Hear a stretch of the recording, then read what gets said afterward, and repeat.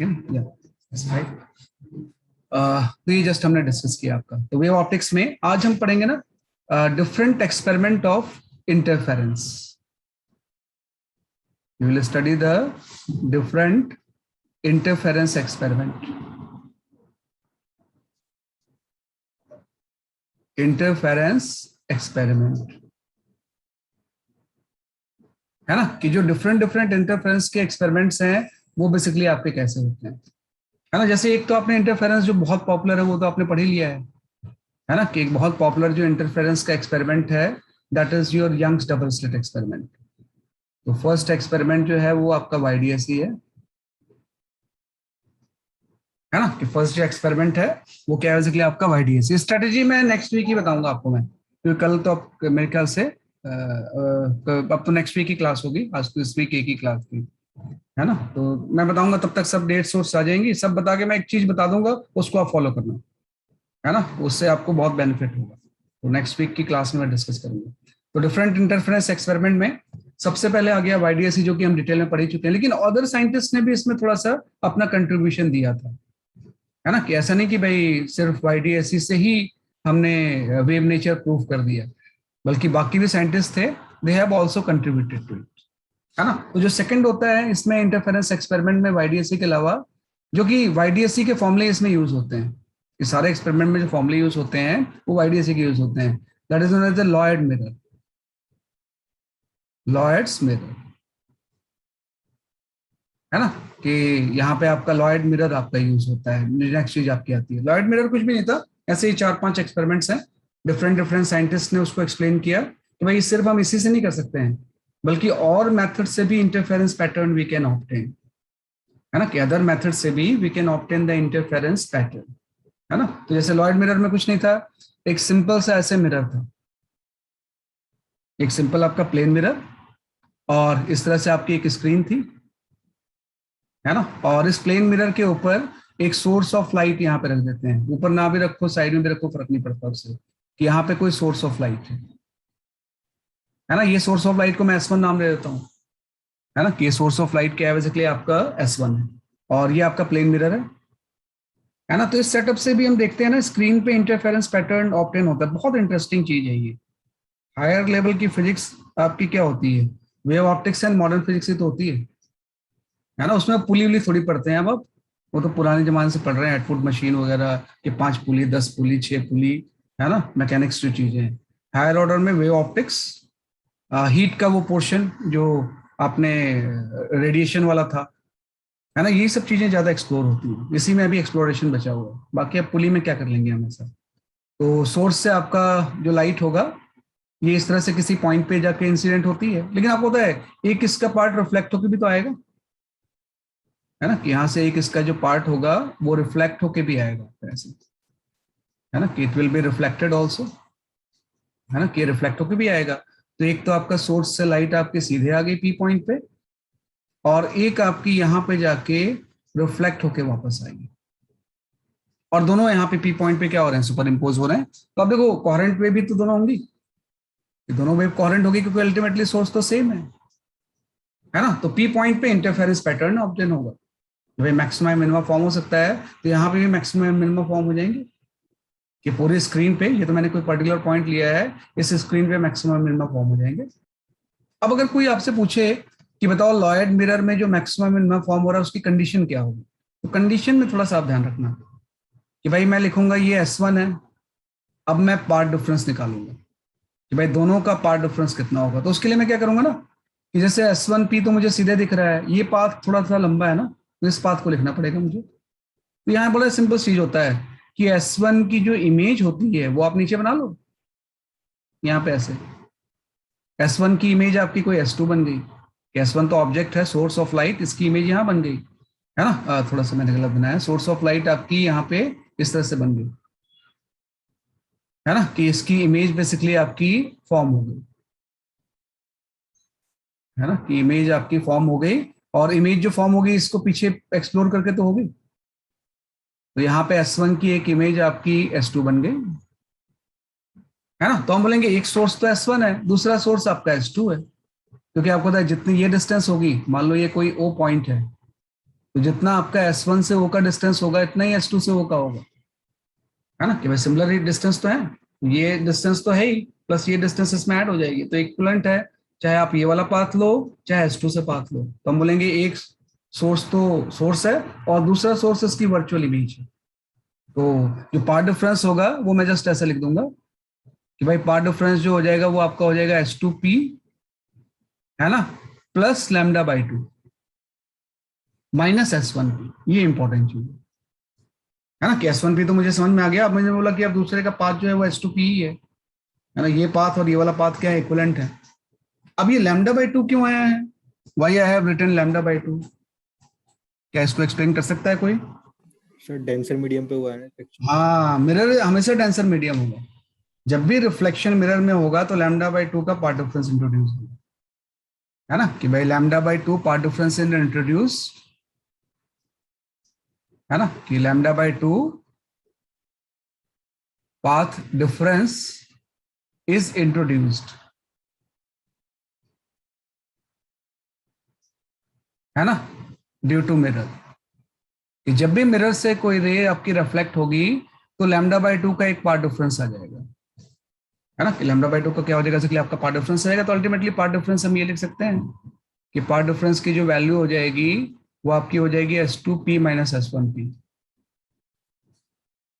है ना, प्लस आपका लैम्डा बाई 2 आ गया, है ना, कि पार्ट डिफरेंस जो होगा वो S2P माइनस क्या हो जाएगा, इसलिए आपका S1P हो जाएगा। तो ये पार्ट डिफरेंस आ गया कि S2P minus S1P plus lambda by 2 आ गया, है ना। अब देखो, अब ये पार्ट डिफरेंस किसके इक्वल होगा, जब ध्यान रखना इसमें कंडीशन कई बार रिवर्स हो जाती है।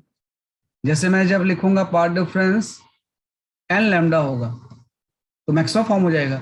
तो जब एन लैम्डा से ये चीज आपकी माइनस होगी तो जो S2P माइनस S1P होगा इसकी वैल्यू एक्चुअली में आपकी हो जाएगी n lambda minus lambda by 2। तो ऐसा लगेगा मिनिमम की कंडीशन आ रही है ना, चूंकि लैम्डा बाई 2 का हो चुका है और ये एन लैम्डा होगा तो मैक्सिमम फॉर्म होगा। तो जब मैं इसको इधर ले जाऊंगा तो माइनस हो जाएगा ना, तो ये कंडीशन हो जाएगी मैक्सिमम फॉर्मेशन की। तो जो लैम्डा बाई 2 का पार्ट डिफरेंस क्रिएट हो जाता है ना, उसकी वजह से कंडीशन कई बार रिवर्स लगती है आपको, है ना, कि कंडीशन कई बार क्या लगती है, बेसिकली आपकी रिवर्स लगती है। और इसी को जब मैं पुट कर दूंगा, है ना, 2n plus lambda by 2, minus भी ले सकते थे लेकिन नॉर्मली तो मिनिमम फॉर्म हो जाएगा। तो जब मैं इस चीज को यहाँ पुट करूंगा तो फिर से लैम्डा बाई 2 इधर जाकर माइनस हो जाएगा। तो अल्टीमेटली ये जो चीज हो जाएगी ना, ये S2P minus S1P equal to n lambda हो जाएगा। ये कंडीशन होगी तो मिनिमम फॉर्म हो जाएगा। तो कई बार आप ध्यान रखना कि जो S2P minus S1P simple YDAC में तो जो नीचे मैंने लिखा है वो मैक्सिमा की पोजीशन होती है और ऊपर जो लिखा है वो मिनिमा की होती है। लेकिन चूंकि मिरर में एक लैम्डा बाई 2 एक्स्ट्रा इंट्रोड्यूस हो रहा है तो ये वाली कंडीशन कई बार रिवर्स दिखती है आपको, कि मैक्सिमा बन रहा है लेकिन कंडीशन मिनिमा जैसी लग रही है उस लैम्डा बाई 2 की वजह से, है ना, कि भाई मिनिमा बन रहा है लेकिन कंडीशन कैसी लगती है, बेसिकली आपके एन लैम्डा की वजह से लगती है। और बाकी सारी चीजें सेम है। अगर आपसे कोई पूछे कि जो लॉयड मिरर में यहाँ पे फ्रिंजेस बन रहे हैं इसकी फ्रिंज विड्थ क्या होगी, तो all formula of YDAC is applicable. इसके फ्रिंज विड्थ क्या होगी, फ्रिंज विड्थ बहुत इजी हम निकाल सकते हैं कि फ्रिंज विड्थ जो आप कैलकुलेट करोगे, है ना, उसको बहुत इजीली आप निकालोगे, बीटा इक्वल टू यही फॉर्मूला हो जाएगा, है ना, lambda capital D by small D. अब कैपिटल डी आपको देखना है, कैपिटल डी क्या होगा, इस जो स्लिट्स हैं उसके बीच की डिस्टेंस हो जाएगी कैपिटल डी, है ना, स्लिट और स्क्रीन के बीच की डिस्टेंस। और स्मॉल डी ये सेपरेशन हो जाएगा दोनों सोर्स के बीच में। भाई D/2 अगर ऊपर है तो D/2 नीचे इमेज बन जाएगा, तो स्मॉल डी ये सेपरेशन हो जाएगा। बस यहाँ पे वैल्यूज पुट कर दो तो फ्रिंज विड्थ आ जाएगी। तो एक लैम्डा बाई 2 को अगर हम छोड़ दें तो बाकी सारी चीजें YDAC जैसी है। तो this is called as a Lloyd mirror, है ना, किसी को हम लॉयड्स मिरर बोलते हैं। तो उसको आप लिख लेते हैं, what is the name of scientist.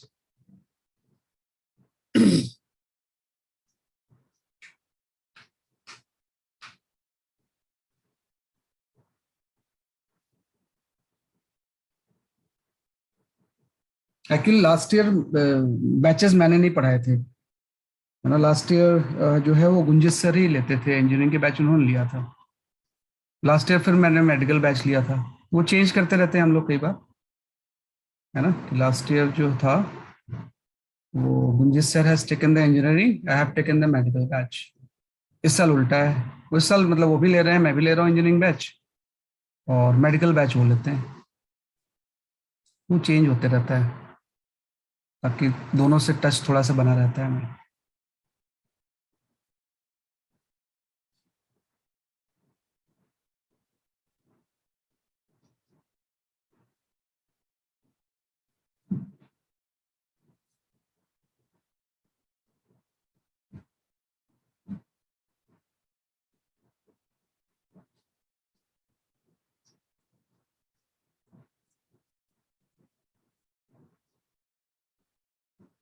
इसलिए आप रिकॉर्डिंग देखोगे तो लास्ट ईयर जो 12th की रिकॉर्डिंग है वो सारे मेडिकल बैच की एक्चुअली है, हालांकि है ना, लेकिन इस साल की रिकॉर्डिंग सारी जो है जो भी आ रही है वो आपकी इंजीनियरिंग बैच की है। लास्ट ईयर 11th मैं लेता था इंजीनियरिंग, वो चेंज करते रहते हैं उनकी कौन चेंज।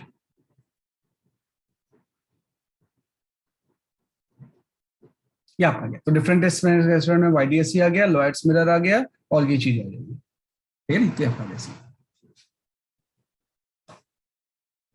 बस एक बार नेक्स्ट वीक में मैं एकदम फाइनल थ्रस्ट की स्ट्रेटजी आपको बता दूंगा कि फाइनली क्या करना है आपने। तो जो भी असाइनमेंट्स वगैरह है वो शेयर करना मैं देखो स्टार्ट करता हूँ। टर्म 1 की एक बार डेट मुझे पता चल जाए ना, नहीं तो अननेसरी मैं असाइनमेंट्स आपको देना शुरू कर दूँ और पता चला कि टर्म 1 की डेट आ गई तो आप मैशअप हो जाओ। मैशअप नहीं चाहता मैं, मतलब जब भी आप वो असाइनमेंट्स करो हायर लेवल की तो एकदम फ्री माइंड से करना है ना। उस टाइम कोई ऐसा नहीं होना चाहिए कि प्रैक्टिकल चल रहा है, वो हो रहा है ना, कुछ नहीं। तो एकदम बढ़िया से टाइम बताऊंगा तब आपको करना है। ये आपका गया तो फर्स्ट वाईडीएससी आ गया, सेकंड आपका लॉयड मिरर आ गया, है ना। थर्ड अब एक और साइंटिस्ट भी आ गए, that is his name is the Fresnel. Fresnel was the very important scientist in field of wave optics, है ना। उन्होंने बोला कि भाई ये सेम पैटर्न हम ऑब्टेन कर सकते हैं बाय प्रिज्म से। तो थर्ड जो एक्सपेरिमेंट होता है we call it as a Fresnel's biprism, Fresnel's biprism, है ना। कि उन्होंने बोला कि भाई दो प्रिज्म को अगर हम ज्वाइन कर दें तो उससे भी हम सेम पैटर्न ऑब्टेन कर सकते हैं, है ना। That is known as a Fresnel biprism, है ना। तो जो फ्रेशनल बाय प्रिज्म का स्ट्रेटजी थी वो जस्ट आपकी ऐसी थी, यहाँ पे दो प्रिज्म आप ले लो ऐसे, ये ऐसा,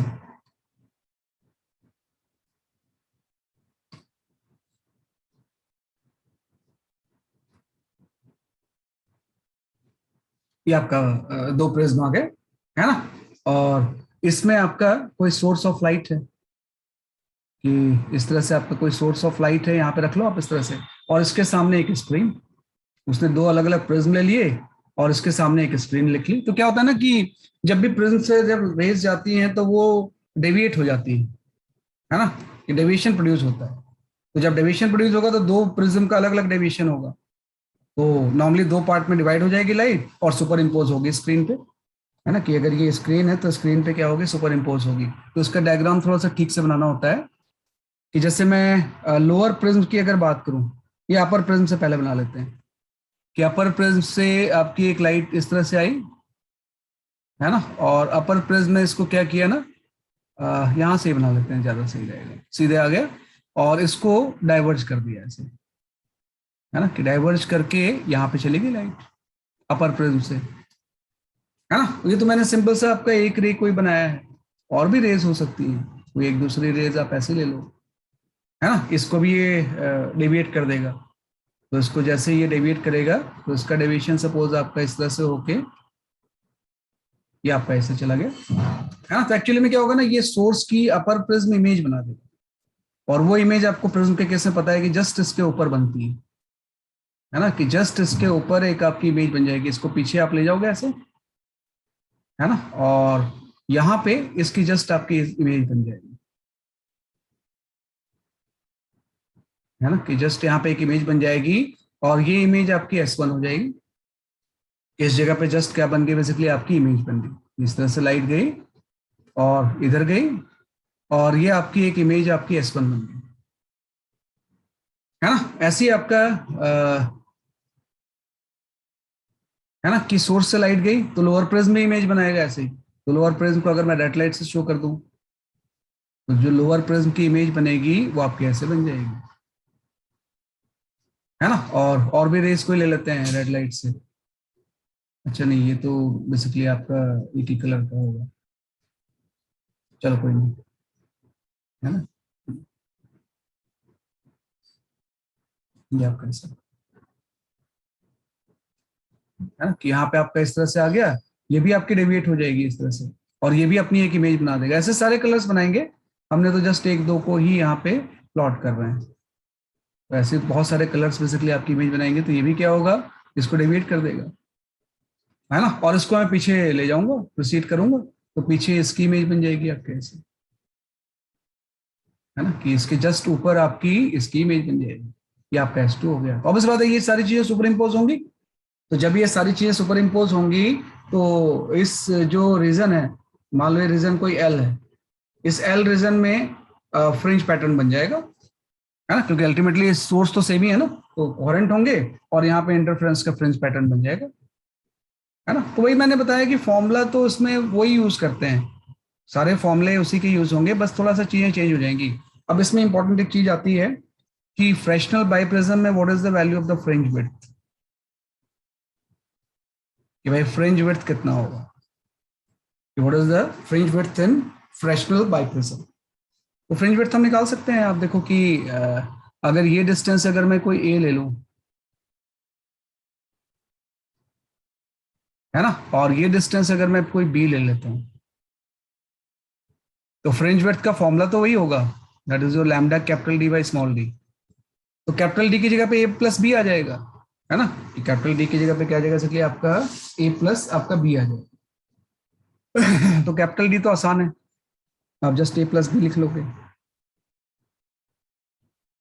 क्योंकि आपको पता ही होगा कि आपने स्क्रीन कहाँ प्लेस किया है, और प्रिज्म कहाँ है, और सोर्स कहाँ रखा हुआ है। तो सोर्स और प्रिज्म के बीच क्या होता है, बस बात, थिन प्रिज्म होता है ना, कि जब भी एक्सपेरिमेंटल पर्पस के लिए ना हम थिन प्रिज्म यूज करते हैं। तो इसलिए मैंने डिस्टेंस वगैरह को कोई मायने नहीं रखा है, बहुत थिन है ना, तो कहीं से भी डिस्टेंस ले लो, फर्क नहीं पड़ता उससे। तो ये आपका लैम्डा इंटू ए प्लस बी हो गया। अब मेन चीज है स्मॉल डी कितना होगा, ये डिस्टेंस, ये कैसे निकालेंगे, तो हम एंगल ऑफ डेविएशन के फॉर्मूले से निकाल सकते हैं कि अगर इस प्रिज्म का एंगल ऑफ प्रिज्म अगर मैं कोई अल्फा ले लूं, है ना, कि दोनों प्रिज्म का एंगल ऑफ, दोनों प्रिज्म आइडेंटिकल ही है, इसका अगर मैं एंगल ऑफ प्रिज्म बेसिकली अगर मैं अल्फा ले लूं, तो मैं डेविएशन के फॉर्मूले से निकाल सकता हूँ कि भाई किसी भी थिन प्रिज्म से जो डेविएशन होता है वो म्यू माइनस वन इंटू ए होता है, अल्फा हो गया।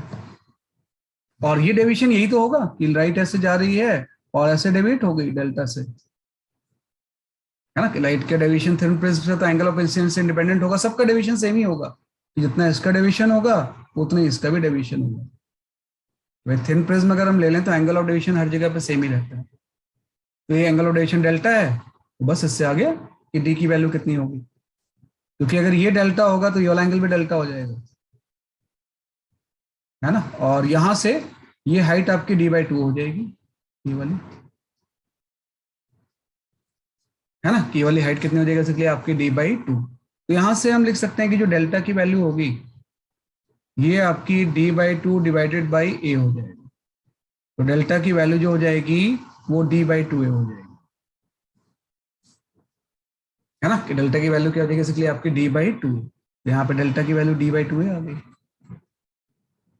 इक्वल टू आपका हो गया mu minus one into alpha. तो यहाँ से डी की वैल्यू आ गई, डी की वैल्यू आपकी आ गई two a into mu minus one into alpha, ये आपका आ गया डी, है ना। तो डी निकाल लिया हमने कि डी की वैल्यू इतनी होती है ना, कि डी की वैल्यू क्या होगी, इसलिए आपकी इतनी हो जाएगी। तो ये कैलकुलेशन इंपॉर्टेंट है, वह एंगल ऑफ डेविएशन इतना होता ही है, इसको पीछे ले गए, परपेंडिकुलर बाय बेस लिख लिया आपने, तो स्मॉल डी की वैल्यू हम इससे निकाल सकते हैं, क्योंकि ए आपको पता होगा, रिफ्रैक्टिव इंडेक्स भी पता होगा और अल्फा भी पता होगा, एंगल ऑफ प्रिज्म कितना है ना। तो फाइनल फॉर्मूला जो होगा ना, मैं यहाँ लिख देता हूँ ऐसे कि बीटा की वैल्यू जो फाइनली हो जाएगी that is lambda capital D by small D. तो लैम्डा इंटू कैपिटल डी की जगह पे तो ए प्लस बी पुट कर दोगे, और स्मॉल डी की जगह पे ये पुट कर दोगे, two a into mu minus one into alpha, है ना। तो ये आपका आ गया। अब इसमें एक स्पेशल, ये तो फ्रिंज विड्थ का एक जनरल फॉर्मूला हो गया कि भाई जब भी कोई फ्रैक्शनल बाइप्रिज्म होगा तो this is the formula for fringe width, है ना, कि फ्रिंज विड्थ की वैल्यू क्या होगी बेसिकली आपकी ये है ना। अब इसमें कई बार ये पूछते हैं कि इस एल लेंथ में नंबर ऑफ फ्रिंजेस कितने फॉर्म होंगे, नंबर ऑफ फ्रिंजेस फॉर्म। तो नंबर ऑफ फ्रिंजेस की वैल्यू एल बाई बीटा हो जाएगी, है ना, कि फ्रिंज विड्थ अगर आपको पता है तो एल बाई बीटा ही तो नंबर ऑफ फ्रिंज हो जाएगा। और एक चीज है कि यहाँ पे हम सिमिलैरिटी ऑफ ट्रायंगल भी लगा सकते हैं। यानी एल की वैल्यू अगर आपको नहीं भी पता है कि एल कितना होगा, एक्चुअली क्या पता होगा एल कितना है ना, तो एल की वैल्यू हम निकाल सकते हैं। आप देखो यहाँ पे मैं लिख सकता हूँ कि जो एल बाई बी होगा, है ना, ये सिमिलर ट्रायंगल से डी बाई ए के इक्वल हो जाएगा। होप यू अंडरस्टैंड कि भाई ये एल बाई इसका बी डिस्टेंस, और सेम एंगल तो ये भी है ना, ये वाला पूरा, तो ये डी बाई ए हो जाएगा। तो यहाँ से एल की वैल्यू मैं पुट कर सकता हूँ आपका d B by a. L की वैल्यू यहाँ पे d B by a put कर दो, तो यहाँ से आपका आ जाएगा डी बी, है ना, बाई बेसिकली आपका ए आ जाएगा, है ना, ए बीटा, है ना, D B by A beta आ जाएगा। बाकी कैलकुलेशन आप कर लेना, मेन तो मैंने ये लिख दिया है कि एल बाई बीटा होता है, और एल की वैल्यू मैं यहाँ से पुट कर सकता हूँ, और बीटा की वैल्यू आपने निकाली लिया है। तो कई बार ये नंबर ऑफ फ्रिंजेस भी पूछते हैं, भाई जो इसमें नंबर ऑफ फ्रिंजेस इसमें कितने बनेंगे, है ना, तो वो हम इस फॉर्मूले से निकाल सकते हैं कि टोटल लेंथ को बीटा से डिवाइड करेंगे, नंबर ऑफ फ्रिंजेस आ जाएंगे, और सिमिलैरिटी ऑफ ट्रायंगल से आपने एल निकाल लिया। इसमें भी एक और भी केस होता है कि फ्रिंज विड्थ में अगर सोर्स एक लार्ज डिस्टेंस पे है, if a tends to infinite, है ना, कि अगर ए टेंड्स टू इनफाइनाइट है तो क्या होगा, तो ए टेंड्स टू इनफाइनाइट होगा तो क्या हो जाएगा fringe width, if a tends to infinite, what is the value of the fringe width, कुछ आ जाएगा ना भाई, 1 प्लस बी बाई आ जाएगा, और 1 के रिस्पेक्ट में बी बाई ए जो होगा वो नेग्लिजिबल हो जाएगा, है ना, कि भाई अगर ए टेंड्स टू इनफाइनाइट है तो यहाँ पे आपका आ गया lambda into alpha into mu minus 1 into 1 plus B by A, है ना। और जो आपका अगर ए टेंड्स टू इनफाइनाइट होगा तो ये वाला टर्म तो जीरो हो गया, तो उस केस में आपका ये आ जाएगा, this is equal to the lambda by alpha into mu minus 1। तो कई बार एक वर्ड यूज करते हैं कि अगर ये सोर्स बाइप्रिज्म से लार्ज डिस्टेंस पे है, then what is the value of the fringe width, तो हम इससे कैलकुलेट कर सकते हैं।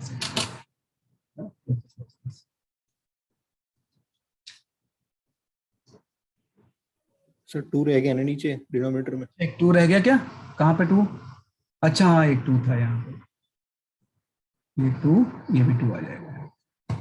ये थोड़े से डिस्कशंस आपको आने चाहिए, कई बार इसके ऊपर पैसेज वगैरह फॉर्म कर देते हैं, है ना, कि भाई कोई आपका कंप्रेंशन वगैरह इसके ऊपर बना देते हैं, तो पहले से थोड़ा सा आइडिया रहता है तो आसानी हो जाती है। बड़े साइंटिस्ट ने वेव नेचर को प्रूफ करने की कोशिश की इंटरफेरेंस में। एक ने मिरर यूज किया, दूसरे ने प्रिज्म यूज किया।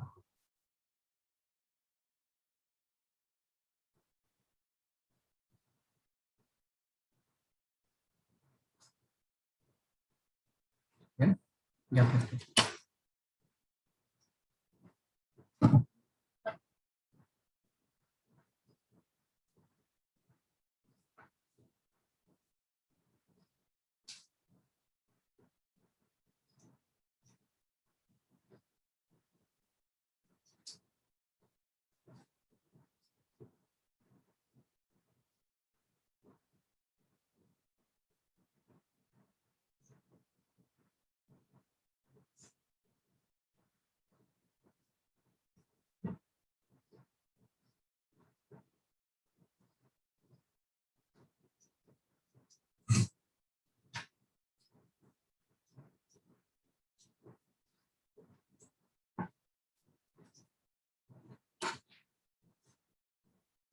ठीक है, ये आपका रेफरेंस है।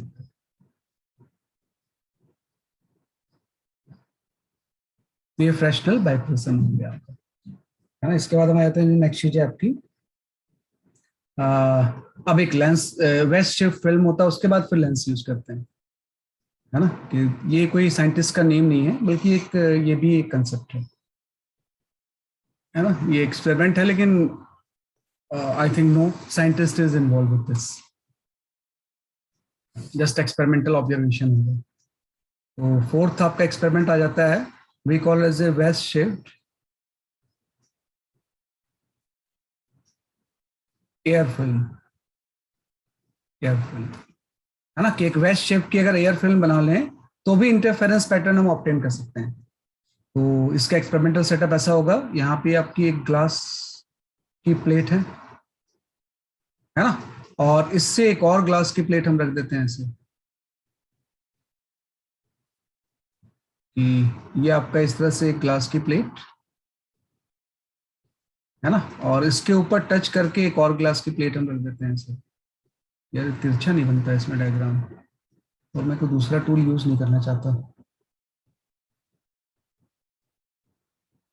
ये आपका ऐसा आ गया, ये टच हो गया ऐसे, है ना, और यहाँ पे भी आपका टच हो गया ऐसे।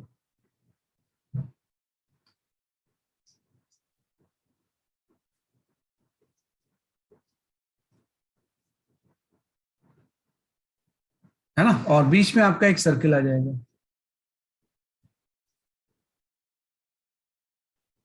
है ना, कि बीच में आपका एक बेसिकली आपका सर्किल आ गया।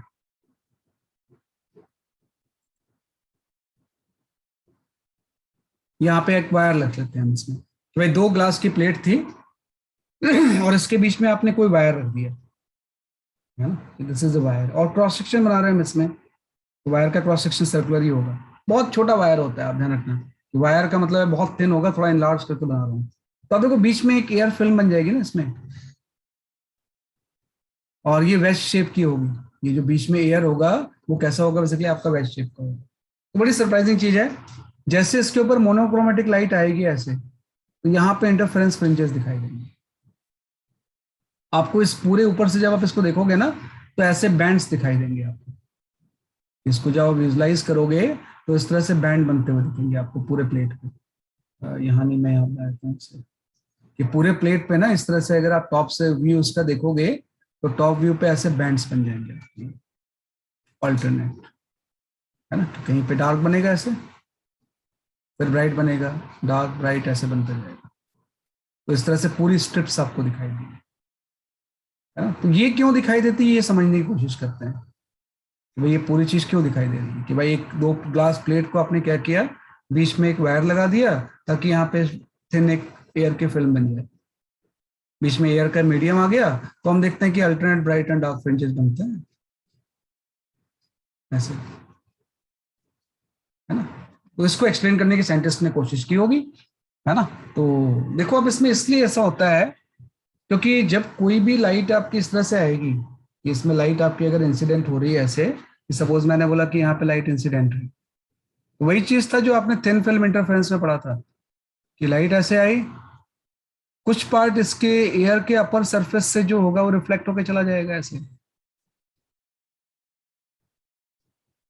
है ना, और कुछ अंदर जाके रिफ्लेक्ट होके आएगा ऐसे,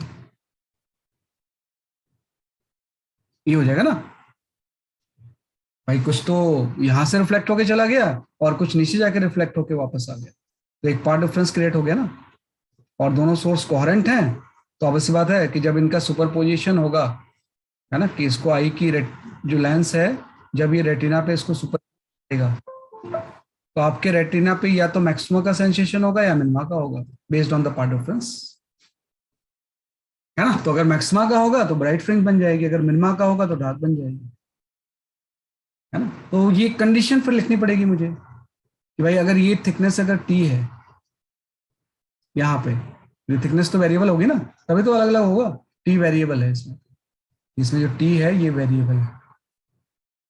अगर टी कोई कांस्टेंट रखते, अगर मैं इस तरह से वेस्ट शेप नहीं बनाता, फिर तो पूरा या तो ब्राइट या पूरा डार्क दिखता, है ना। तो वेस्ट शेप बनाने का मतलब यही है कि इस तरह से सेंसेशन जो होगा इसमें टी वेरिएबल होगा, है ना, कि टी की वैल्यू क्या हो जाएगी, इसलिए आपकी वेरिएबल हो जाएगी इस तरह से, है ना। और टी वेरिएबल होगा तो हम पार्ट डिफरेंस निकाल सकते हैं कि पार्ट डिफरेंस की वैल्यू कितनी होगी। तो पार्ट डिफरेंस में क्या आ गया, टी से ये इधर गया, टी से वापस आ गया, तो ये आपका हो जाएगा 2t, प्लस यहाँ पे रिफ्लेक्शन हो रहा है तो प्लस λ/2, ये तो पार्ट डिफरेंस हो जाएगा, क्योंकि ये तो सीधे ऊपर चला गया, ये टी से नीचे गया, थोड़ा एंगल वंगल बहुत छोटा होता है इसलिए हम नियर नॉर्मल व्यू ले लेते हैं, सारा नियर नॉर्मल व्यू के लिए मैंने टी ले लिया, टी से गया टी से वापस आ गया, और डेंसर मीडियम में रिफ्लेक्शन हुआ है, तो लैम्डा बाई 2 भी हो जाएगा। अब वही चीज है कि जहां पे ये पार्ट डिफरेंस एन लैम्डा के इक्वल होगा वहां पे मैक्सिमम फॉर्म हो जाएगा, जो कि अगर मैं इसको इधर ले जाऊं तो मिनिमा जैसा कंडीशन हो जाएगी। और जहां पे ये चीज आपका 2n+1 लैम्डा बाई 2 होगा, या माइनस ले लो, वहां पे क्या फॉर्म हो जाएगा, इसलिए आपका मिनिमम फॉर्म हो जाएगा। जब -1 लेते हैं तो वो स्टार्ट फ्रॉम द 1, और जब हम +1 लेते हैं तो n की वैल्यू हम 0 से स्टार्ट कर लेते हैं। n की वैल्यू हम कहाँ से निकाल स्टार्ट कर लेंगे, बेसिकली आपके 0 से, है ना। तो ये आपका आ गया, है ना, कि इस तरह से एक आपको स्टेप्स दिखती है ऊपर से देखने को। तो साइंटिस्ट के लिए बड़ा पहले सरप्राइजिंग था कि ऐसा क्यों दिख रहा है भाई, कैसे क्या किया हमने कि भाई इस तरह से ऐसे रखा, एक इस तरह से ऊपर एक और प्लेट ग्लास की रख दी और बीच में एक वायर लगा दिया ऐसे, है ना। मतलब मैंने तो बहुत इनलार्ज बनाया, बहुत थिन एक लेयर बन गई, और ऊपर से देख रहे हैं तो आपको लग रहा है भाई पेंटिंग हुई है यहाँ पे, जबकि वहां पे कुछ ऐसा है ही नहीं ब्लैक डार्क जैसा। तो इसी फिनोमेना की वजह से हो रहा है ना। तो कई बार इसमें पूछते हैं कि इसमें नंबर ऑफ, अगर ये लेंथ एल है तो नंबर ऑफ फ्रिंजेस कितने बनेंगे, है ना, कि आपसे पूछा जाता है कि इसमें find out the number of fringes, number of fringes. तो नंबर ऑफ फ्रिंजेस निकालने का तो एक ही तरीका होता है कि जिस लेंथ पे भी आपको निकालना उसको फ्रिंज विड्थ से डिवाइड कर दो, है ना, कि जिस भी लेंथ पे निकालना है वहां पे हम इसको फ्रिंज विड्थ से क्या कर देंगे, इसलिए आपका डिवाइड कर देंगे, है ना। और फ्रिंज विड्थ तब इस केस में देखना पड़ेगा क्या होगा। तो मुझे आप ये बताओ इसके एंड में क्या बनना चाहिए, यहाँ पे इस एंड पे डार्क बनना चाहिए ब्राइट बनना चाहिए, इस एंड पे क्या फॉर्म होना चाहिए, निहाल थोड़ा सा देखो जरा सा, ब्राइट बनेगा डार्क बनेगा, डार्क। डार्क। डार्क क्यों बनेगा, सर T0 हो जाएगा लैम्डा बाई 2। बिल्कुल सही बोल रहे हो, बिल्कुल सही, है ना, कि भाई पार्ट डिफरेंस अभी तो आपने बोला कि path difference equal to 2t plus lambda by 2 होता है। तो एट द एंड, है ना, टी की वैल्यू 0 हो जाएगी, और टी की वैल्यू 0 होगी तो पार्ट डिफरेंस लैम्डा बाई 2 होगा, मीन्स डार्क बन जाएगा। एक डार्क तो यहाँ पे बन गया, अब अगला डार्क कहाँ बनेगा, है ना, कि अगला डार्क यहाँ पे कहीं पे मैं ले लेता हूँ, एक डार्क यहाँ बन गया, नेक्स्ट डार्क यहाँ पे बन गया आपका, है ना। तो उस डार्क के लिए, नेक्स्ट डार्क के लिए, ये तो एंड पे एक डार्क बन गया, और नेक्स्ट डार्क, डार्क जो भी ये पार्ट डिफरेंस है ना, ये 3 लैम्डा बाई 2 के इक्वल हो जाएगा, है ना, कि भाई क्या हो जाएगा, इसलिए आपका पार्ट डिफरेंस जो होगा वो किसके इक्वल हो जाएगा, 3 लैम्डा बाई 2 के। तो जो नेक्स्ट डार्क बनेगा उसकी थिकनेस टी की वैल्यू आपकी ये होनी चाहिए, t equal to lambda by 2 हो जाएगा, है ना, कि जहां पे टी 0 होगा वहां पे एक डार्क बन गया, अगला डार्क टी इक्वल टू कहां बनेगा, लैम्डा बाई 2 में बन जाएगा, ऐसे ही बनते रहेंगे, है ना, कि थिकनेस की वैल्यू लैम्डा बाई 2 पे क्या होगा, बेसिकली आपका अगला डार्क बनेगा। तो एक डार्क यहाँ पे बना और एक डार्क यहाँ बन गया, तो यही चीज तो फ्रिंज विड्थ होती है, ये डिस्टेंस फ्रिंज विड्थ हो जाएगी ना। और यहाँ पे ये थिकनेस अगर आप टी ले लो, है ना, तो मैं यहाँ पे सिमिलरिटी ऑफ ट्रायंगल भी लगा सकता हूँ, कि मैं यहाँ पे लिख सकता हूँ कि जो टी बाई बीटा होगा ये आपका कैपिटल डी बाई एल हो जाएगा, where capital D is the diameter of the wire, है ना। बड़ा टेक्निकल चीज है यार ये, मतलब वेव ऑप्टिक्स बड़ा, आप इंजीनियरिंग फिजिक्स जब पढ़ोगे ना जाके कॉलेज में अपने, तो पूरा एक सेमेस्टर में इंजीनियरिंग फिजिक्स में वेव ऑप्टिक्स ही है। कैपिटल डी जो होगा वो वायर डायमीटर हो जाता है ना। तो यहाँ से आपका आ गया कैपिटल डी की वैल्यू।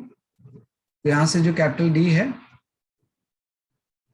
इसकी वैल्यू, हाँ कैपिटल डी आ गया आपका। तो यहाँ से आप देखो कि टी की वैल्यू मैं पुट कर सकता हूँ ना, टी की वैल्यू या बीटा की वैल्यू तो निकालना है आपको मेनली, तो भाई आपको नंबर ऑफ फ्रिंजेस अगर चाहिए तो आपको बीटा निकालना है, बीटा की वैल्यू मैं यहाँ पे से ये ले सकता हूँ, है ना। जो बीटा की वैल्यू होगी ये आपकी एल टी बाई डी हो जाएगी, और एक बार अगर बीटा आ गया तो नंबर ऑफ फ्रिंजेस आ जाएंगे, L by L T by D, यहाँ से एल एल कैंसिल, है ना, यहाँ से डी बाई टी आ जाएगा, है ना। भाई बीटा की वैल्यू जब हमने एन की वैल्यू यहाँ पे पुट की तो ये यहाँ से आपका बीटा आ गया, और नंबर ऑफ फ्रिंजेस आपकी ये होते हैं डी बाई टी, और इनफैक्ट टी जो होगा वो भी निकाल चुके हैं हम लैम्डा बाई 2, तो यहां से नंबर ऑफ फ्रिंजेस का एक बड़ा सिंपल सा फॉर्मूला आ गया, भाई कितने नंबर ऑफ फ्रिंजेस फॉर्म होंगे इसमें। तो नंबर ऑफ फ्रिंजेस को एल से मतलब नहीं है, कैपिटल डी से मतलब है। तो नंबर ऑफ फ्रिंजेस जो फॉर्म होंगे यहाँ पे वो लैम्डा बाई 2d होगा। तो कितने number of bright and dark बनेंगे वो सारा कुछ डिपेंड करता है जो वायर आपने प्लेस किया है थिन, इसकी डायमीटर कितनी है और वेवलेंथ के ऊपर ऑफ कोर्स, क्योंकि मोनोक्रोमेटिक तो यूज कर रहे हैं, है ना। ये जो मोनोक्रोमेटिक लाइट होगी, क्योंकि कलरफुल होगे तो फिर तो कलर्ड बन जाएगी ना सारी चीजें, तो कुछ समझ में नहीं आएगा क्या बन रहा है क्या नहीं बन रहा है। तो ये एक फॉर्मूला इसमें आ गया। तो हर में एक दो फॉर्मूले हैं, उसको थोड़ा सा ध्यान रखना। वाईडीएससी में तो एक अलग चीज थी, वाईडीएससी के अलावा एक्सपेरिमेंट के छोटे छोटे फॉर्मूले होते हैं, उसको आप थोड़ा सा ध्यान रखना। तो this is called as a wedge shape film.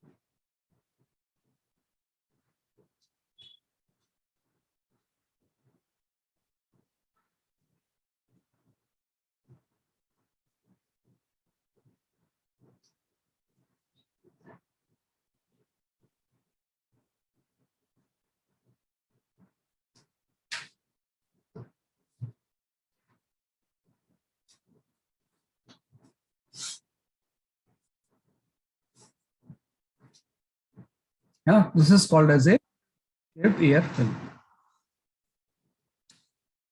तो ये फॉर्मूला ध्यान रखना, नंबर ऑफ फ्रिंजेस इसमें पूछना है। अभी न्यूमेरिकल दूंगा तो विल गेट टू नो कि कैसे हम न्यूमेरिकल इसके सॉल्व करेंगे, है ना। तो YDSC, Lloyd mirror, Fresnel biprism, wedge shape film, दो एक्सपेरिमेंट और होते हैं, है ना। फिफ्थ जो होता है, this is called as a Billet split lens.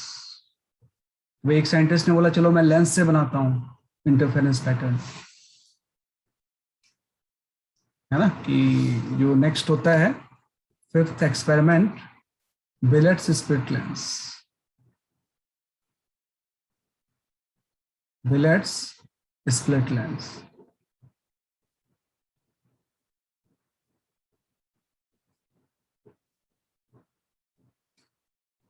है ना कि भाई बिलेट स्प्लिट लेंस की हम बात करते हैं। तो जो बिलेट स्प्लिट लेंस है वो आपका जस्ट ऐसा हो जाएगा कि भाई उसने क्या किया ना, बिलेट ने एक लेंस को स्प्लिट कर दिया।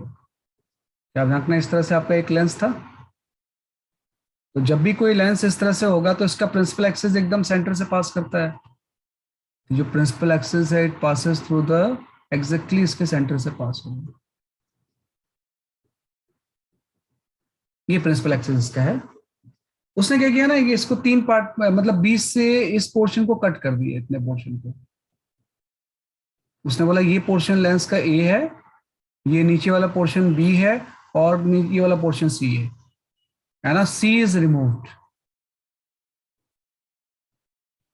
कि 20 से इसने थोड़ा सा एक पोर्शन जो था उसको कट करके बाहर निकाल दिया। And then join A and B, A and B. अगर 20 से हम इसको नहीं निकालते फिर तो एक ही लेंस बन जाता है ना, ये उसमें क्या फर्क पड़ता है। तो इसने सी को 20 से निकाल दिया और ए और बी को ज्वाइन कर दिया, उसी को बोला कि ये मेरा बिलेट स्प्लिट लेंस है। That type of structure is called as a Billet split lens. ये ऐसा बन गया आपका, है ना। सी वाला हट गया और बीच में सिर्फ आपका ए एंड बी को ज्वाइन कर दिया, ये है ना। और बाकी सेटअप इसी के सामने आपने क्या किया ना, जब ए और बी को यहाँ पे लिखा है इसने, तो यहाँ पे एक स्क्रीन रख दिया और इस जगह पे एक सोर्स ऑफ लाइट आ गया। बड़ा सरप्राइजिंगली जैसे इसने सोर्स ऑफ लाइट देखा, यहाँ पे भी इंटरफेरेंस पैटर्न उसने ऑब्टेन कर लिया। लेंस को हमने 20 से एक पोर्शन को हटा के ज्वाइन कर दिया, तो he has obtained the interference pattern. क्यों ऑब्टेन किया ये समझना है आपको, कि अगर ये आपका ए है, ये आपका बी है ना, कि भाई ए पोर्शन ऊपर में है, बी पोर्शन नीचे में है, व्हाई ही हैज ऑब्टेन्ड वो आपको समझना है ना। तो उसका रीजन वही है कि दोनों अपनी अलग अलग डेविएट करेंगे लाइट को, जैसे फ्रेशनल बाइप्रिज्म ने किया था, है ना, कि इसमें भी डायग्राम ऑलमोस्ट सेम होगा कि भाई ए से लाइट ऐसे गई, है ना, इसने इसको डेविएट कर दिया, अपर प्रिज्म ने इसको डेविएट कर दिया नीचे, है ना। एक और रेज ले लो आप ऐसे, और इसने भी इसको डेविएट कर दिया, क्योंकि कॉन्वेक्स उस तरह से डेविएट ही तो करेगा। एक और इस तरह से ले लेते हैं यहाँ पे, है ना, इसने भी इसको डेविएट कर दिया ऐसे। तो बहुत सारे रेज का सुपरपोजिशन हो रहा है स्क्रीन पे, है ना। तो क्या होगा कि जो अपर लेंस था उसकी इमेज इधर बन जाएगी आपकी पीछे कहीं पे जाके, वर्चुअल इमेज बन जाएगी, है ना, कि उसकी जो इमेज है यहाँ पे कहीं पे पीछे बन जाएगी वर्चुअल, है ना। इसको उसने बोला S1 है, this is the image of A. ऐसे बी की भी इमेज बन जाएगी, बी वाला जो नीचे था ये भी अपनी एक इमेज बना देगा, है ना, कि जो बी की इमेज होगी वो आपकी इस तरह से बन गई।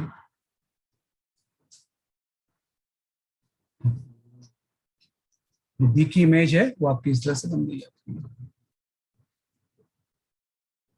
जैसा, है ना। और यहाँ पे भी जो बी की इमेज बनेगी, अब इसको पीछे ले जाएंगे हम इस तरह से, रेस को आप पीछे ले जाओ, ये वाली भी रेड ले लो आप इस तरह से, मैंने गलत ले लिया थोड़ा सा, ये रेड लाइट है ना, रेड में बी की इमेज बना रहा हूँ, तो इसको आप पीछे ले जाओ, पीछे ले जाओगे तो एक दूसरी इमेज बन जाएगी आपकी सेम उसी डिस्टेंस पे, क्योंकि लेंस तो आइडेंटिकल ही है, वर्चुअल इमेज बन गई, ये आपकी S2 बन गई एकदम सेम लाइन में। इसमें कोई जरूरी नहीं कि इसके ऊपर बने, स्प्लिट लेंस में, स्प्लिट बाइप्रिज्म में क्या होता है, सोर्स के ठीक ऊपर इमेज बनती है, लेंस में पीछे कहीं भी बन सकती है, वो तो निकाल लोगे आप। अगर आपको ऑब्जेक्ट डिस्टेंस पता है तो इमेज वर्चुअल कहाँ बनेगी वो हम कैलकुलेट कर सकते हैं, और बस की बात है इनका सुपरपोजिशन होगा, है ना, और यहाँ पे इंटरफेरेंस पैटर्न बन जाएगा, है ना। और इस इंटरफेरेंस पैटर्न की जो फ्रिंज विड्थ होगी, है ना, वो आपकी सेम होगी, that is the lambda capital D by small D. Capital D आपका ये डिस्टेंस हो जाएगा और स्मॉल डी आपका ये डिस्टेंस हो जाएगा। बाकी इसमें मैं कोई फॉर्मूला नहीं लिखवा रहा हूँ, तो वो हम जब न्यूमेरिकल करेंगे तो खुद ही समझ जाएंगे कि भाई how to find out the small d and how to find out the capital D. So this is called, setup is called the billet split lens. Yeah.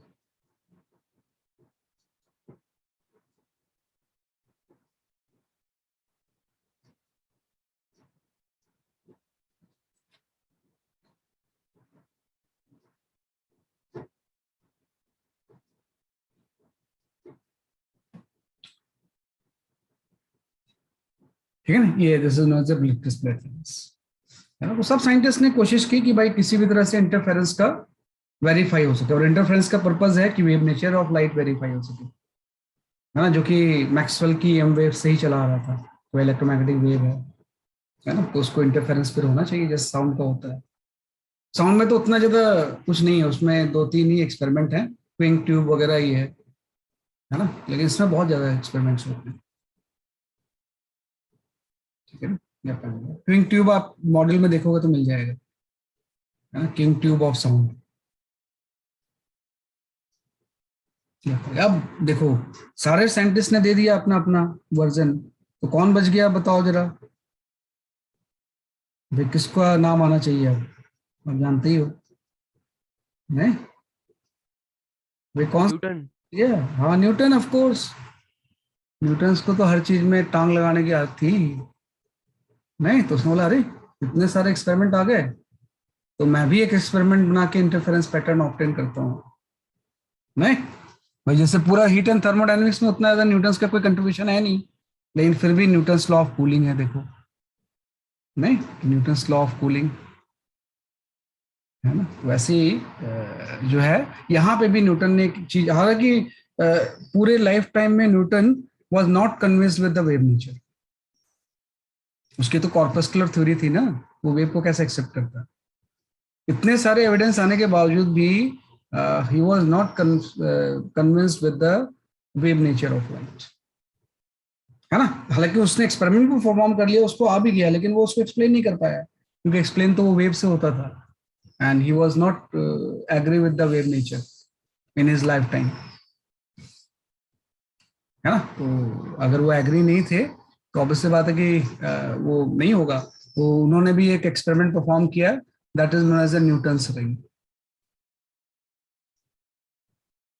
Newton's ring, हालांकि पैटर्न बड़ा interesting इससे obtain होता है ना। Experimental setup तो बना दिया था। What he has taken one glass plate, है ना, और ग्लास प्लेट के पास ऊपर में एक उन्होंने प्लेनो कॉन्वेक्स लेंस रख दिया। जैसे वेस्ट शेफ फिल्म जो बनी थी वो तो 2 ग्लास प्लेट से ही बनी थी, but he has taken the plano convex lens ऊपर में। बात कॉन्सेप्ट दोनों का सेम ही है वैसे देखा जाए तो। ही has taken the plano convex lens, yes. एक ही पॉइंट पे टच करेगा, एक पॉइंट पे सेंटर पे, और ये ऐसा आ गया। तो 2 चीजें थी, एक आपका प्लेनो कॉन्वेक्स लेंस आ गया। ये तो जस्ट हम क्रॉस सेक्शन बना रहे हैं, ऊपर से देखेंगे तो सब चीजें सर्कुलर होंगी ना। कि अगर मैं टॉप व्यू उसका देखूं तो ये सारी चीजें होंगी वो तो सर्कुलर होंगी ऐसे, है ना। कि भाई जो ग्लास प्लेट भी लिया होगा वो सर्कुलर नेचर का ही होगा, है ना। ये ऐसा सर्कुलर था, है ना। टॉप से देखेंगे तो लेंस का फेस ऐसा दिखेगा। तो उसने बड़ा इंटरेस्टिंग देखा, उसने देखा कि जब ये मोनोक्रोमेटिक लाइट से इसके ऊपर इंसिडेंट होती है तो यहाँ पे किस तरह से बड़ा इंटरेस्टिंग पैटर्न दिखाई देता है। सेंटर में एक डार्क दिखाई देता है ऐसे, और ऐसे रिंग्स बन जाते हैं अल्टरनेट, उसको ये दिखाई देता है। तो चूंकि he was the first to observe this, तो उसने फटाफट इसका नाम लिख दिया, है ना, कि जो रिंग बन रही है, he has called this as a Newton's ring. या बाद में लोगों ने, न्यूटन ने ऑब्जर्व किया था तो न्यूटन्स रिंग लिख दिया, है ना। तो न्यूटन्स रिंग बन गया। मतलब कि उसको परेशानी इस चीज की थी, इस सब चीजों को तो जो भी था परेशानी उसको जो सेंटर पे डार्क से थी, ये सेंटर पे डार्क क्यों बन रहा है। तो उसने सोचा लगता है ना गंदगी उंदगी है या पॉलिश ठीक नहीं हुआ है, तो फिर से उसने चमकाया इसे, फिर से रखा, कई बार रखा, लेकिन ये डार्क वाला नहीं हो गया, डार्क रिमूव नहीं हुआ सेंटर से। तो आप बता सकते हो कि डार्क क्यों आ रहा है सेंटर पे। वो अपने लाइफ टाइम में इस डार्क को एक्सप्लेन नहीं कर पाया। क्या आप बता सकते हो कि डार्क क्यों आया बीच में। Can anybody explain why dark at the centre, है ना, ये डार्क क्यों आएगा। सर λ/2 का फेज डिफरेंस आ गया ना, लाइट गई और आई। हाँ तो सही है, क्योंकि आप वे ऑप्टिक्स से कन्विंस्ड हो तो आपके लिए बड़ा आसान सी चीज है कि λ/2 का एक फेज डिफरेंस आ गया। लेकिन जो आदमी को वे ऑप्टिक्स वेव नेचर से कन्विंस ही नहीं होगा, वो उसको काहे के लिए उसका λ/2 वगैरह, है ना। तो इन बात बिल्कुल आपने सही बोला है कि भाई λ/2 का तो आ ही जाएगा ना। ये डायग्राम,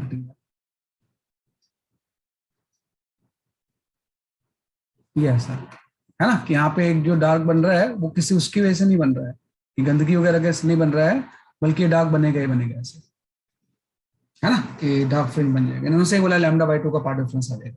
तो मैथमेटिकली अगर एनालाइज करें तो क्या होगी, लाइट ऐसे आएगी, सेम वेस्ट शिफ्ट फिल्म जैसा ही है, लाइट ऐसे आई और रिफ्लेक्ट हो गई, है ना, कुछ पोर्शन का अंदर जाकर रिफ्लेक्ट हो जाएगा। यहाँ भी ऐसा है कि लाइट ऐसे आएगी और रिफ्लेक्ट होगी, और कुछ पोर्शन इसका अंदर जाकर रिफ्लेक्ट हो जाएगा,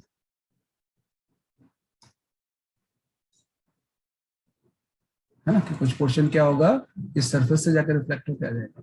वैसे लाइट आई रिफ्लेक्ट हुई, लाइट आई रिफ्लेक्ट हुई,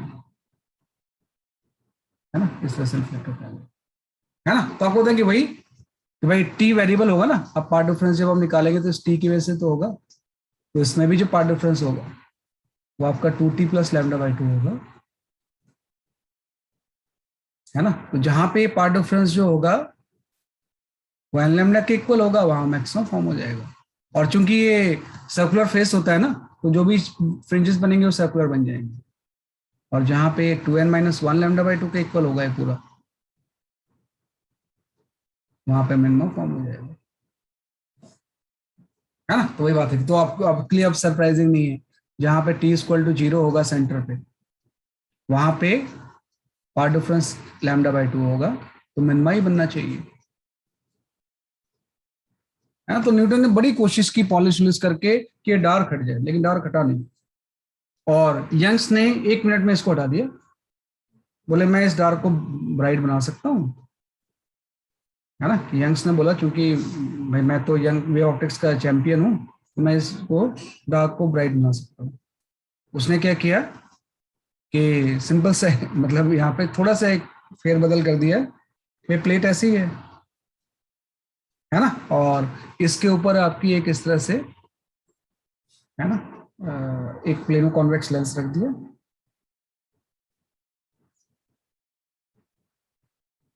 लाइक दैट, है ना, कि प्लेनो कॉन्वेक्स लेंस यहाँ पे क्या किया उसने, प्लेस कर दिया, है ना। सॉरी, अभी प्लेस नहीं किया, पहले एक ना थोड़ी सी ऑयल डाल दिया इसके ऊपर, एक ऑयल डाल के फिर प्लेनो कॉन्वेक्स लेंस डाल दिया ऐसे, बीच में थोड़ा सा एक थिन लेयर ऑफ ऑयल बना, है ना, यहाँ पे एक थिन लेयर ऑफ ऑयल बना दिया, प्लेनो कॉन्वेक्स लेंस, और यहाँ पे एक ऑयल आ गया आपकी, ऑयल की बहुत थिन फिल्म, है ना, बीच में ऑयल स्प्रिंकल कर दिया,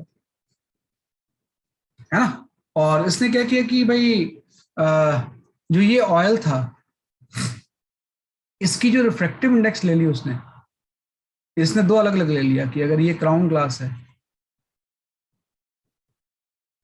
और ये अगर दूसरा कोई फ्लिंट ग्लास है ना, तो जो ऑयल का रिफ्रैक्टिव इंडेक्स है ना वो इसके बीच में था, बिटवीन टू ग्लासेस, है ना। मतलब इसका रिफ्रैक्टिव इंडेक्स ट्राउस ग्लास से तो ज्यादा था, लेकिन फ्लिंट ग्लास से कम था। ऐसा करने से यहाँ पे बेसिकली आपका जो डार्क बन रहा था वो व्हाइट हो जाएगा, क्योंकि अब जब उसने पार्ट डिफरेंस निकाला तो उसमें लैम्डा बाई 2 नहीं होगा ना, क्योंकि जैसे लाइट आएगी ऐसे,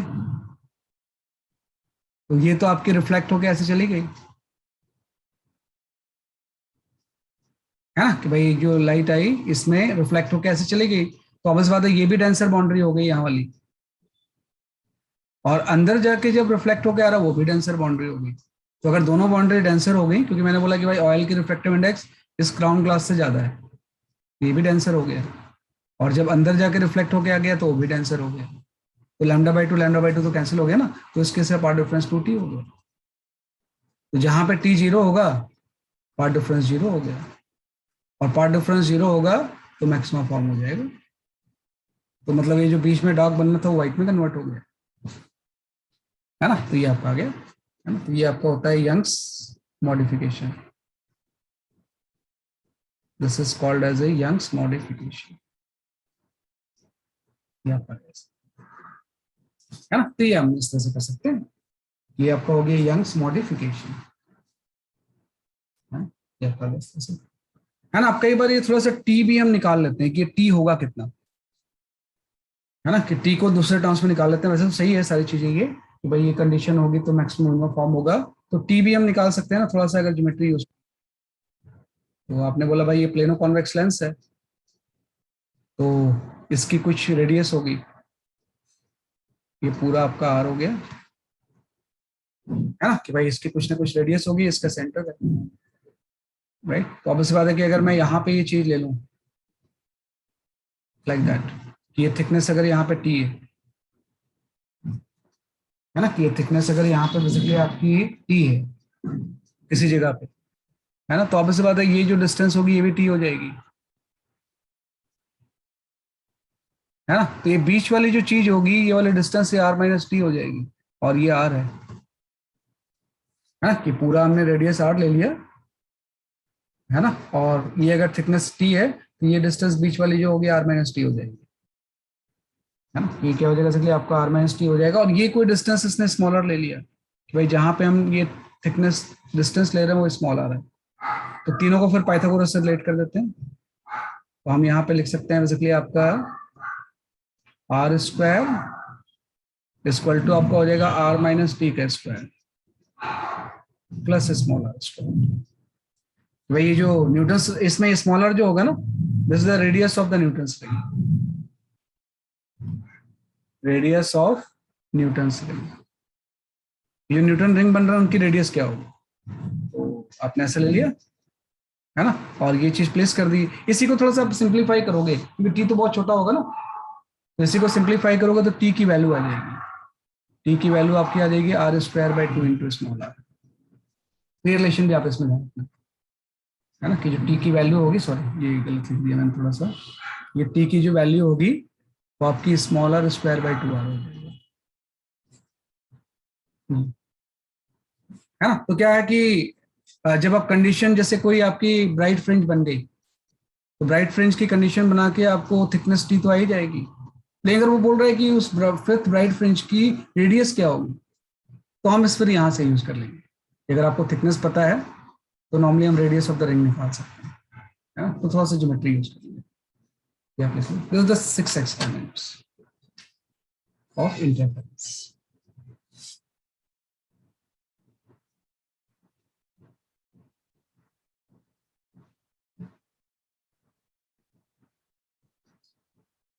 इंक्लूडिंग यंग्स। थोड़ा सा आप ज्योमेट्रीज की ध्यान रखना बेटा, थोड़ा सा मैंने जल्दी जल्दी में बता दिया है, कहीं कर लोगे कोई बात नहीं है, कोई ऐसी टफ चीज नहीं, कई बार करते ही हमसे, ये पहले भी किया है हमने जब लेंस का हम रेडियस ऑफ कर्वेचर निकाल रहे थे।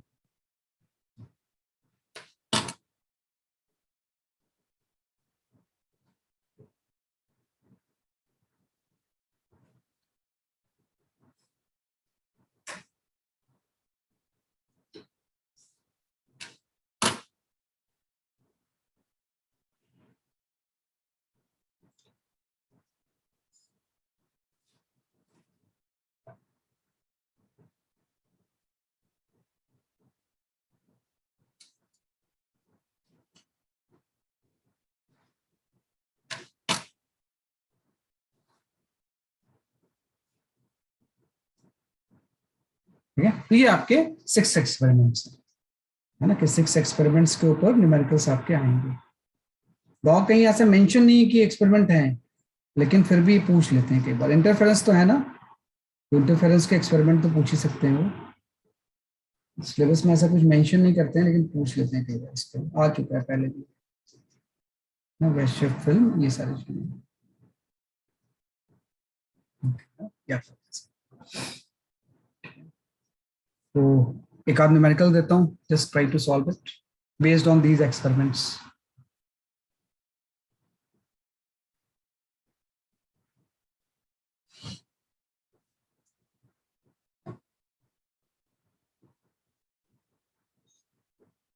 ये नहीं है, ये तो सिंपल आपका इंटरफेरेंस है। हाँ, you can go for this question. वेस्ट फिल्म।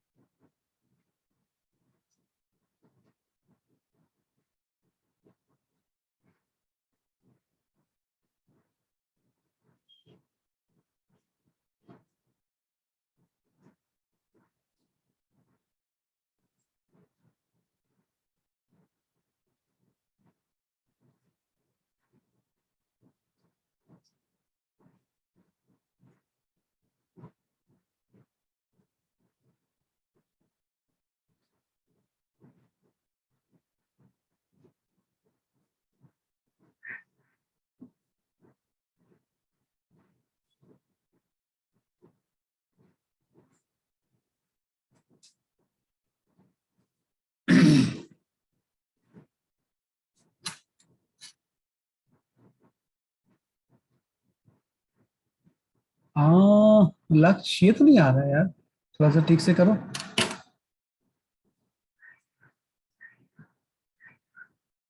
अरे फॉर्मूला यूज करो, सब तो बता ही चुका हूँ मैं आपको। वेस्टर्न फिल्म है ये।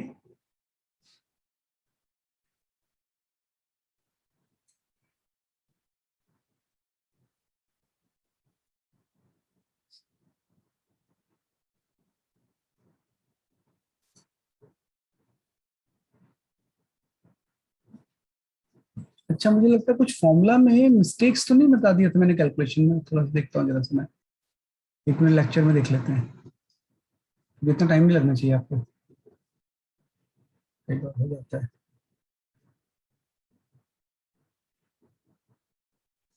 ऊपर नीचे तो नहीं कर दिया फॉर्मूला मैंने। हाँ, ये गड़बड़ कर दी ना ये। जब इसको आप पुट करोगे तो 2D/λ आएगा ना यार। आप भी बता दिया करो। 2D/λ हो जाएगा। हाँ, पर टी जब λ/2 पुट करेंगे तो 2D/λ हो जाएगा। तभी ये लक्ष्य आपका गलत आ रहा है आंसर। इससे ट्राई करो जरा। यहाँ पे करेक्शन कर लेना, 2D/λ होगा।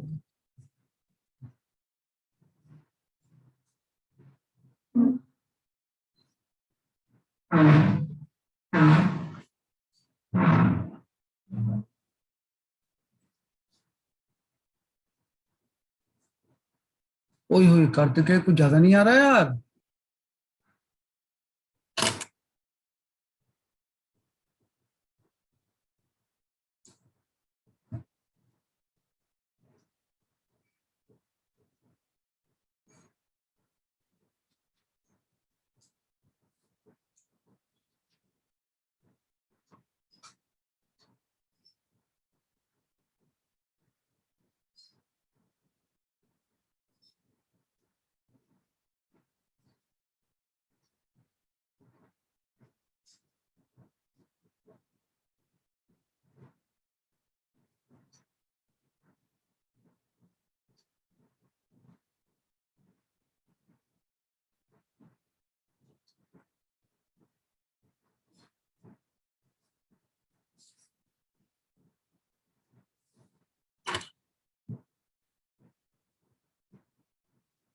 हाँ, एकाग्र Jain, your answer is correct.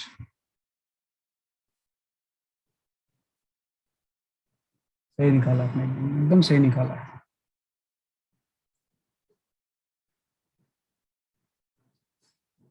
Piyush Jha, your answer is correct. और किसी को भी कोई मतलब होता है ना, जैसे स्ट्रेटजीज वाइज, वैसे तो मैं एक्सप्लेन करूंगा नेक्स्ट क्लास में, अगर कोई कंफ्यूजन हो तो मैसेज भी कर दिया करो आप। इतने लंबे जो जर्नी होती है ना आपकी 2-2.5 साल में, बहुत कंफ्यूजन वगैरह होती है। तो अगर कुछ आपको लगता है तो always message me, WhatsApp message कर दो। तो अगर व्हाट्सएप में ही मैं रिप्लाई कर पाऊंगा तो व्हाट्सएप में कर दूंगा, नहीं तो I will call you at the centre. Centre भी तो मैं जाते ही हूँ कभी ना कभी आजकल, तो हाँ बुला लूंगा मैं आपको। सही आंसर, सुहाना रावल, निहाल रावत, सही आंसर है। बिल्कुल सही है ना। तो एकदम एग्जैक्ट 141, 141 से थोड़ा ज्यादा आ जाएगा लेकिन 141 बन जाएंगे। बिल्कुल सही आंसर है। मतलब मेरे आंसर से आपका आंसर मैच कर रहा है, 141। अभी आपने बोला कि इसका तो कोई मतलब होता नहीं, ऐसे दिया हुआ है 120 millimetre distance. Capital D decide करता है नंबर ऑफ कितने फॉर्म होंगे। नंबर ऑफ का सीधे फॉर्मूला ही आ गया, 2D/λ, बस वैल्यू से तो पुट करना है आपको। बाकी कैलकुलेशन हम कर ही चुके हैं जब इसको ड्राइव कर रहे थे। तो diameter is 0.048 millimetre by wavelength, है ना। वेवलेंथ जो दिया हुआ है वो 680 नैनोमीटर दिया हुआ है। तो नैनोमीटर को भी मीटर में कन्वर्ट करेंगे, सबको एक ही लिमिट में लेंगे। तो इससे आप करोगे सॉल्व तो 141 पॉइंट समथिंग आ जाएगा, 141 ले लेंगे आप। मतलब इसमें 141 फ्रिंजेस आपको दिखाई देंगे।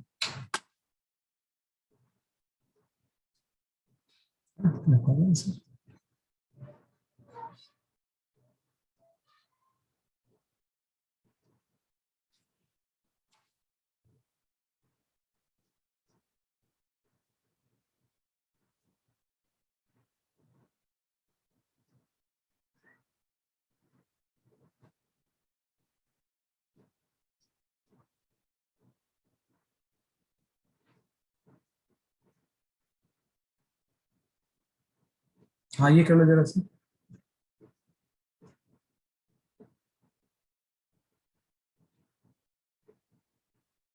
हाँ देखते हैं बेटा, ऑफलाइन भी कर सकते हैं, जैसे पहले एक बार टर्म वन एग्जाम हो जाए ना, फिर will try to open the offline. अभी टर्म वन के पहले तो फायदा है नहीं, टर्म वन के बाद देखते हैं। सेंटर तो हमारा ओपन है, तो क्लास ओपन होगी या नहीं होगी, टेंथ सेंटर तो हमारा 7 डेज ओपन है। सुपर 50 भी आने वाला है ना, तो सेंटर तो हमारा ऑपरेशनल है। मैं भी जाता हूँ, नॉट ऑलवेज, कई बार विजिट करता हूँ मैं सेंटर पे। ऑफलाइन का देखते हैं टर्म वन के एग्जाम के बाद, अगर होगा तो will start, definitely love to start the offline.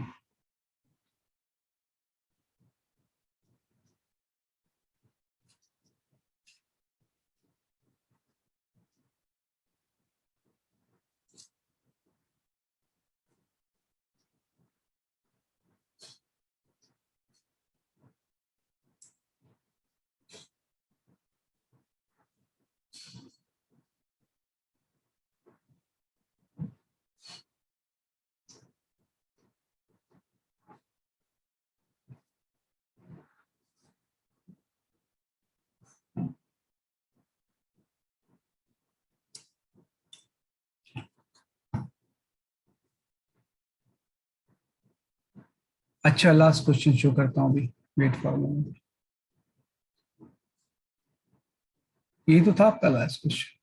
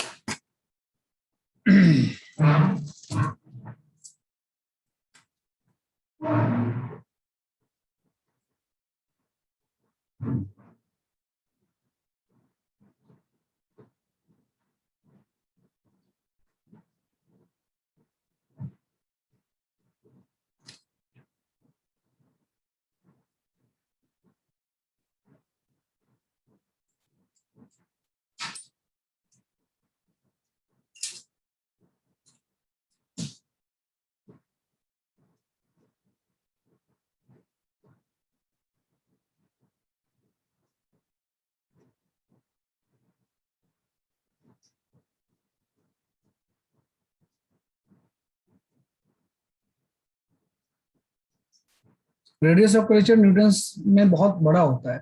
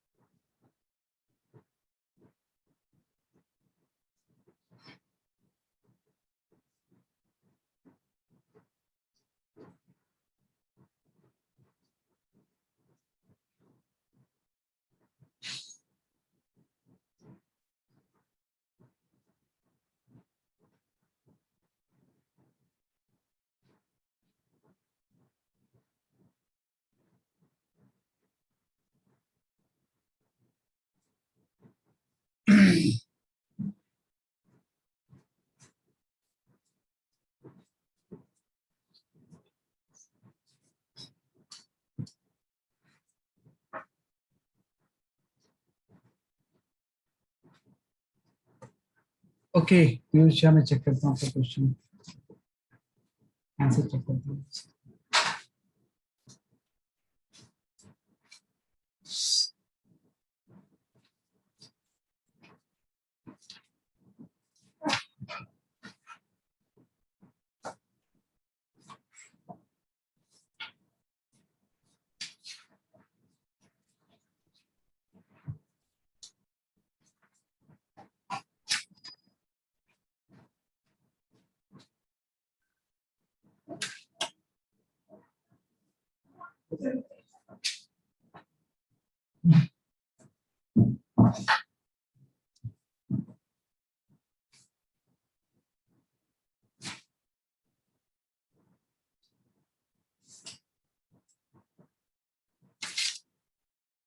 पता नहीं यार इसका आंसर मेरे पास नहीं।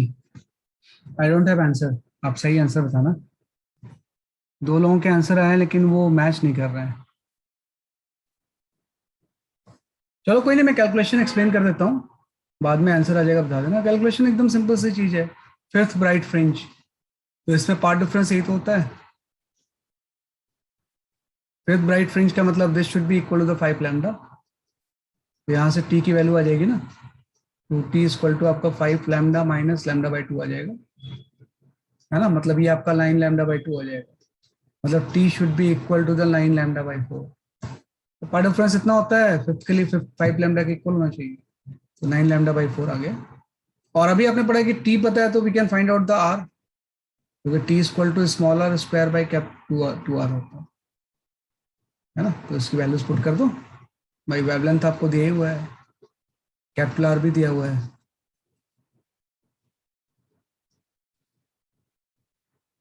ना। कैपिटल आर भी दिया। रिफ्रैक्टिव इंडेक्स का it has nothing to do with refractive index, क्योंकि जो थिन फिल्म बन रही है तो एयर की बन रही है, तो उसका तो रिफ्रैक्टिव इंडेक्स 1 ही होता है। तो इससे आप सॉल्व करके आंसर निकाल लो। I don't possess this answer of this question. यहाँ से टी आ जाएगा, टी की वैल्यू हम यहाँ सब्स्टिट्यूट करेंगे, will get the radius of the fifth right fringe,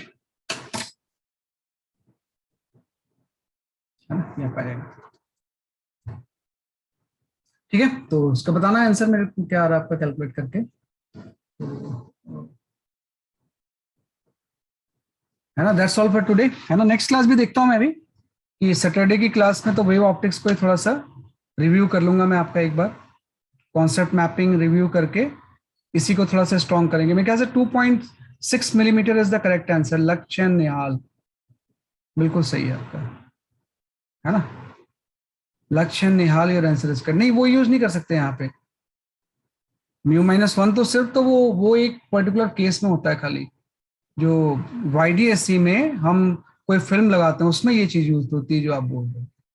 ये सब तो YDSC है ही नहीं ना, तो उसमें कोई कंसेप्ट नहीं होगा। तो इसका आंसर सही आ गया है कि रेडियस जो होगी वो 2.6 मिलीमीटर हो जाएगी सिर्फ ब्राइट फ्रिंज की। तो किसी भी ब्राइट फ्रिंज की हम रेडियस प्रिसाइजली निकाल सकते हैं। अब देखो एक्सपेरिमेंट तो आ गया, लेकिन लोकेशन हम कैलकुलेशन से निकाल लेना ये कर सकते हैं, राइट। नेक्स्ट क्लास में देखता हूँ कि एक क्लास एक्चुअली वेव ऑप्टिक्स बहुत दिन से चल रहा है ना, तो बीच में ब्रेक बहुत हो गया है। एक बार मैं कॉन्सेप्ट रिव्यू करके उसको स्ट्रॉन्ग कर दूंगा सैटरडे को, एंड संडे को will start the modern physics. Sunday को हम मॉडर्न फिजिक्स स्टार्ट कर लेंगे, है ना। तो that's all for today, bye bye.